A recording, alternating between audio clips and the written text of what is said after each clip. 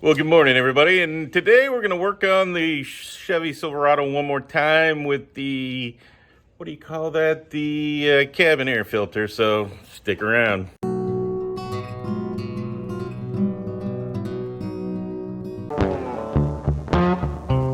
All right, everybody. Now we're going to do this cabin air filter. That's the part number as a Napa part number, but and you're going to need a T10. It's crazy, but you're going to need a T10. I'll show you why here in a second.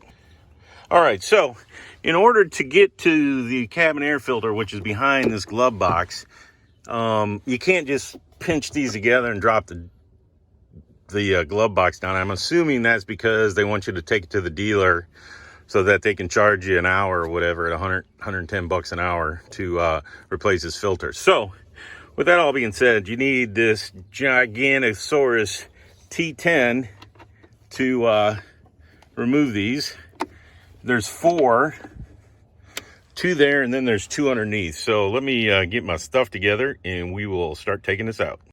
All right, you're looking down here at the bottom. There's those 2 screws, the 2 torque bit heads. You can see them both. I'm gonna take those 2 out and then I'll take the top ones out. And evidently the trick is not to drop them into the shield that, you know, make sure another way isn't possible to get to the air filter. So let's take those 2 out and then we'll get the top ones. There we go.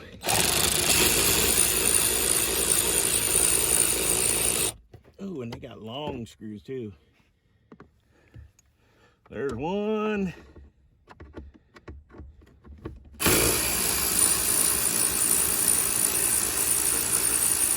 There's 2. All right.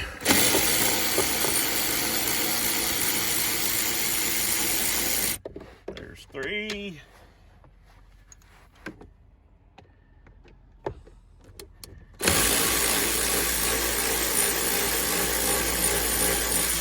And there's 4. Oh, it just pulls straight out. No, and this side feels like it's got a clip or something. There you go. So it's got a clip on this side that you got to pull loose, and a clip, I don't know if you can see that, over here. So you take those 4 screws out, and then bam, you can get to the air filter box. All right, on the top here are the 2 clips that you need to pull back. There's 2 of them. You pull those back and it'll open up, and then you can remove it and reinsert. So just a second. All right, so I showed you those 2 clips. You pull back on one, pull back on the other, and then this door comes off. And then you just pull the filter out straight towards you. And this one's a little nasty compared to the air filter. So that's what it looks like when it's dirty. You see how the fins are going up? These thick felts are on the side. So, well, you know, there we go. It says airflow is going that way. So make sure you get the air going the right way. And then it just fits right in there. Easy as pie, even though pie's not good for you. Look at me. And so that one's nasty dirty. So anyways, like I said, the two clips, so it goes back in here. You fit the bottom in, if you can see, if you're not blind and old. Come on, man. Yeah. There, click, click, back in. So there you go. So it's all back in, it's tight. Now I need to put the door and the glove box back in. Let me clean up my mess. Then we'll go put that. I may be wrong, I'll go check it, but if I'm right, then I'll put this in the video. But I think the arrow should go this way. That way the dirty stuff stays out of the cabin.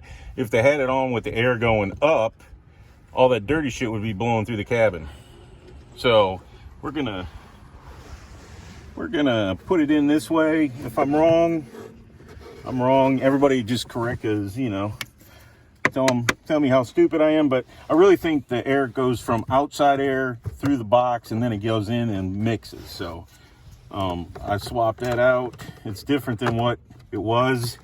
And it's not real critical, but you know, it's probably, ooh, the new filter smells good. It smells like Downy. Click, click, we're all good. All right, so now it has these clips in here, so I can just clip it back in, and that'll hold it in while I'm putting the screws in. Very nice of them. So we're just gonna put all the T10s, I'll say it again, T10s, back in.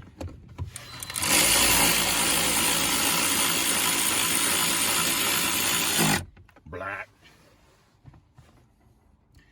And then we'll be done. You can stop filming, you don't have to.